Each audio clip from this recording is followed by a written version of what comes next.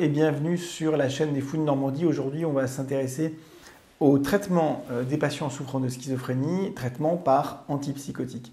Les antipsychotiques, c'est une famille de médicaments relativement large avec de nombreux membres en son sein. C'est le traitement de première intention chez les patients souffrant de schizophrénie.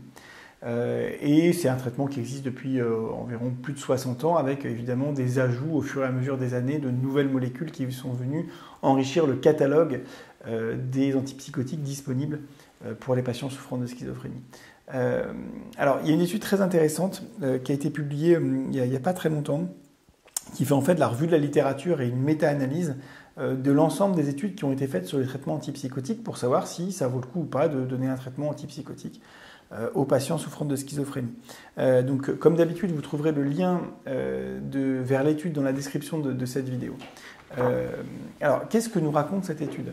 Cette étude, elle nous raconte qu'il y a environ la moitié des patients qui vont bénéficier des antipsychotiques, c'est-à-dire qui vont avoir un résultat, c'est-à-dire une amélioration d'au moins 20% de leurs symptômes. Sur une échelle qu'on va prendre, une échelle un peu arbitraire sur la symptomatologie des patients, eh bien, on va avoir une baisse de 20% de la symptomatologie de ces patients grâce aux antipsychotiques. Ça, c'est la moitié des patients.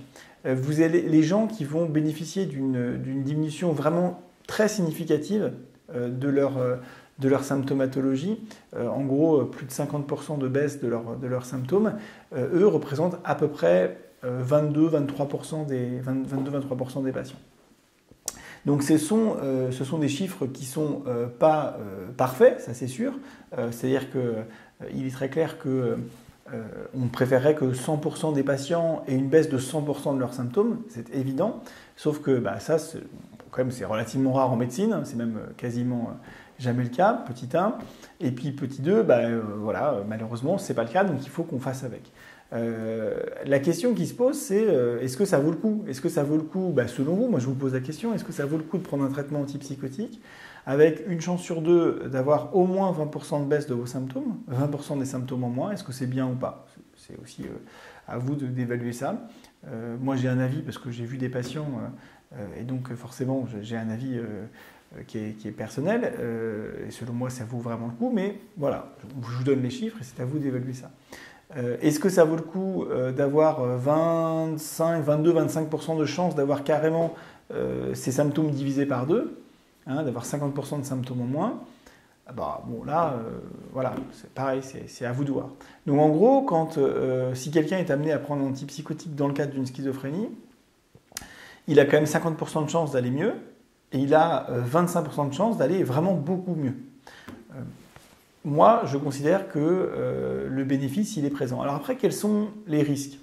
Cette étude en parle aussi, évidemment.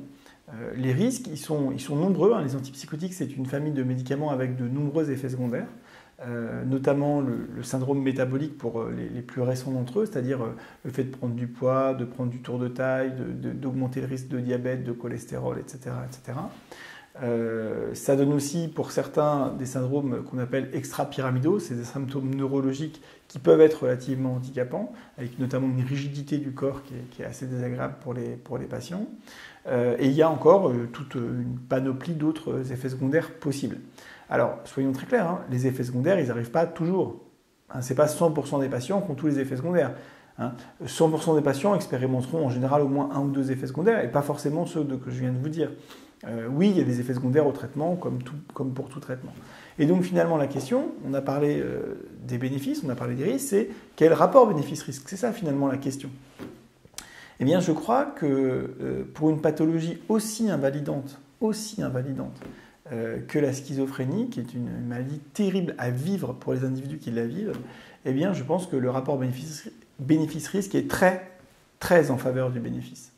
Vraiment très, très en faveur du bénéfice. Surtout que si on a un traitement antipsychotique et qu'on a la malchance de faire partie des gens qui, environ 50%, qui n'auront pas une réponse intéressante au traitement, eh bien, on n'est pas obligé de le continuer. Si ça ne marche pas, personne n'oblige à continuer un traitement qui ne marche pas. Vous voyez ce que je veux dire ? Donc, à la question, est-ce qu'il est légitime de prendre un traitement antipsychotique ou même d'en essayer plusieurs quand on souffre d'une schizophrénie ?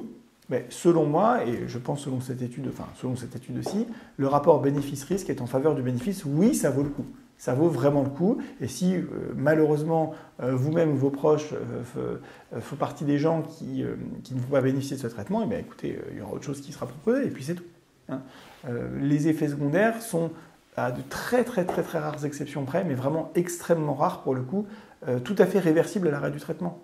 Hein. Donc voilà, il n'y a pas quelque chose d'irréversible si vous prenez un traitement, que ce traitement ne marche pas et qu'on l'arrête. Hein. Les effets secondaires ne seront pas irréversibles. Voilà. Donc voilà, le rapport bénéfice-risque des traitements antipsychotiques chez les patients souffrant de schizophrénie est très en faveur du bénéfice. Voilà, écoutez, j'espère que cette vidéo était claire et puis moi je vous dis à très bientôt dans une autre vidéo. Bye.